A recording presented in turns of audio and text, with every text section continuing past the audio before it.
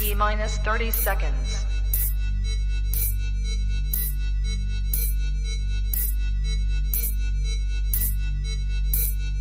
T-minus 20 seconds.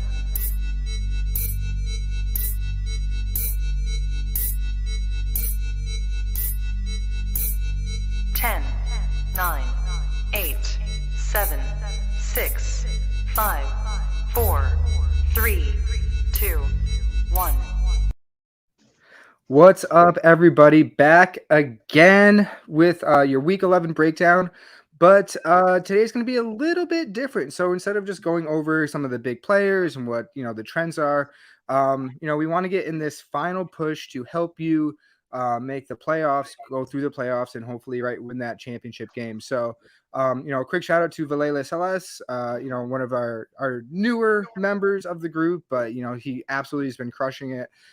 He had a video actually just a few days ago talking about players to target, and we kind of want to continue that trend. So we're going to talk about some of the same guys he did, and some new ones. But we're going to get going with this and start it all up. So the first guy to talk about, I'm going to take in at the quarterback position is none other. He is back, Cameron Newton. So, at the end of the day, his passing is sometimes good, sometimes bad. It kind of goes everywhere. But what do we know about fantasy quarterbacks specifically is that rushing quarterbacks continue to be OP.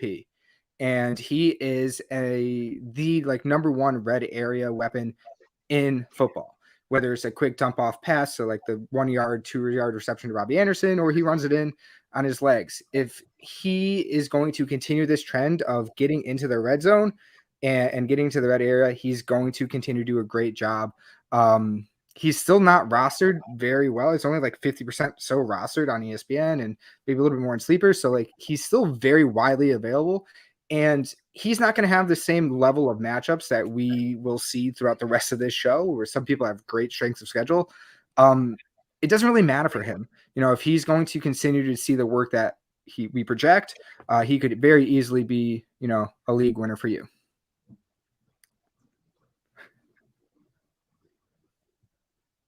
And it's still with you with the Denver backfield, right? No, I'll jump into Antonio Gibson. Oh, yeah. So Antonio Gibson, we had almost written him off a few weeks ago. We were ready to smash that panic button, but I'm glad we didn't, because we thought he was going to lose his job to Jarrett Patterson, but that seems to have been massively overblown, as Jarrett Patterson was actually a healthy scratch this last week, I believe. So he has a great schedule coming up. He has Philly weeks 15 and 17, and he's seeing a lot of usage ever since he finally got removed from that injury report. He had a career high 24 carries last week or 2 weeks ago, and then 19 carries this last week. So he is getting the usage. He's not getting the passing usage we would really hope, but he is someone that, he's probably someone that is not a starting running back for anyone anymore, considering he had a long spell there where he wasn't starting. So he might be an extra running back that someone might not think too highly of, and you might be able to just get him for relatively cheap. Yeah, yep. And so next up, rather than a specific player, like the Denver backfield as a whole. So they have a really nice end of season schedule with the Chargers, Detroit, Cincinnati. They have Kansas City is playing much better of late, but still not the best defense ever. And looking at the two, Javonte and Melgo, realistically, Javonte is going to be the weirdly more possibly, and I guess in Dynasty, definitely the more expensive option. But, Javonte has the explosiveness. He's getting a good amount of work. But Melvin Gordon seems to be getting still the 50% of the work, but seemingly 100% of the touchdowns. So once they get close to the end zone, Melvin Gordon is taking charge, but Javonte is really crushing between the 30s. As Javonte continues to get rolling, they're both really good plays, and they both have really great matchups moving forward. So, either one should really help you bolster that running back spot as great flex plays even. And as they go rolling with the matchups, it's going to be really good. And then to continue that is more of a injury lookout than anything. So Zeke with his knee, Could be totally fine, but if he's a little banged up, Tony Pollard is a fantastic person to target if he's still available for any reason in your league. And just like, kind of like Cam Newton, where, the strength of schedule doesn't pop more than anything. It doesn't really matter for Tony Pollard. He gets good run. And, when they're winning, he actually sees even more work. So, Vegas, the football team twice, Giants, like New Orleans is good, but they also just got ran all over. So he provides really, really good upside, especially if Zeke's banged up in any way. Yeah, Tony Pollard, if Zeke for some reason misses any time, I think Tony Pollard could easily be that league winner that everyone tries to look for. But I have the next, moving on to wide receivers. I have both of them. I have Devontae Smith is the first one. So I'll start off the bat. The week 14 bye is a little difficult to deal with. So if you are looking to trade for him, just be prepared for dealing with him. If you're really not looking, you're on the outside looking into the playoffs, it might be hard for the last week. But he does get the Jets and football team twice, including with week 17. So I actually personally have targeted him and traded for him in a few places because the Eagles they're running so much that they can't pass any less. And they're going to prove me wrong, but they really can't pass much less than this. So if this is his floor, his ceiling is, to quote Michael Jordan, the ceiling is the roof. So I think he really could do excellent these last few weeks of fantasy football season. And then Brandon Ayuk is another guy I really would be targeting. He is starting to perform like his ADP. And this 49ers offense is really starting to click. So they already had his bye, so you don't need to worry about that. Then he has Atlanta, Tennessee, and Houston during the playoffs. And the 49ers are in must-wins each of these games. So it's not like they're going to take their foot off the pedal on any of these games if they want to get into the playoffs. So he might be someone, like I mentioned with Antonio Gibson, that someone has not been needing him, and he's just finally turning it on. He's someone you might have to buy high just because he has been performing these last few weeks, but I think he'd be worth it. Yeah, exactly. Ride the hot hand, especially at this point of the year in fantasy football. So next, for the tight ends, the first name is going to feel weird purely for the fact that he played a full game yesterday and literally did nothing, like not on the stat sheet at all. So Dan Arnold, right? Yesterday was, I don't know, it was a debacle. I don't know how to explain it. 0 targets. He ran a million routes. He didn't pass block. He just didn't get targets. And San Francisco's good. I get it. But so prior to yesterday, from week 5, he's been the tight end 8. And that's with a bye week in between those 5 weeks. So really in 4 weeks, he's been tight end 8.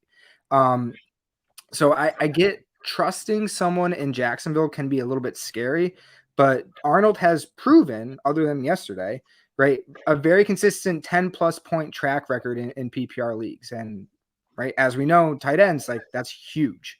So, he's still, to me, very, very under rostered. Only, 40% on ESPN, 50% on Sleeper. So he's still very much there for the taking and is someone that should be a fine bounce back candidate moving forward. And those are the type of guys that, his 12 points a game might not be a league winner, but the fact that you can plug that in and get everyone else, is great for, your playoff push.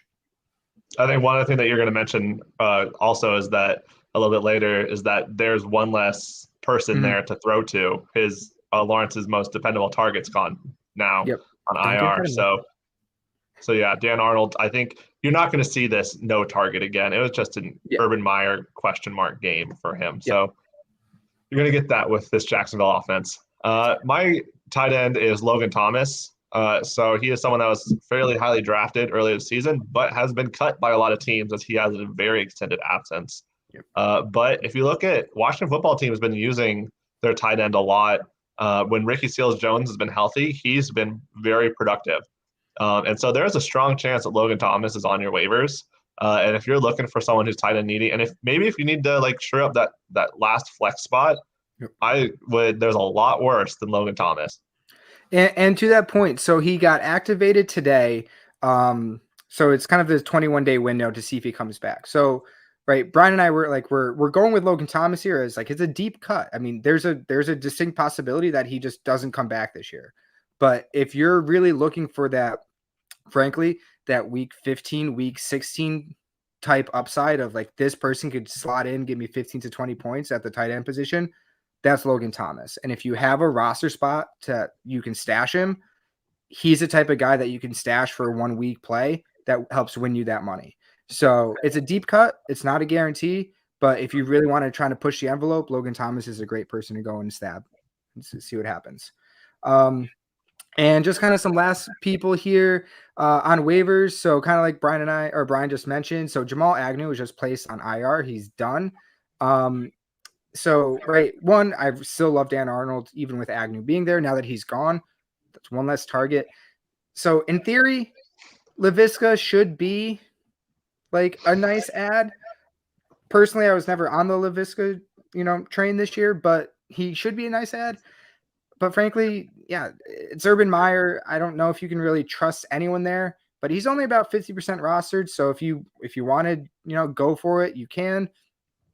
I would go with the Dan Arnold route personally and stay away. Sounds a little too Lavisky for me. So he's cut off, folks.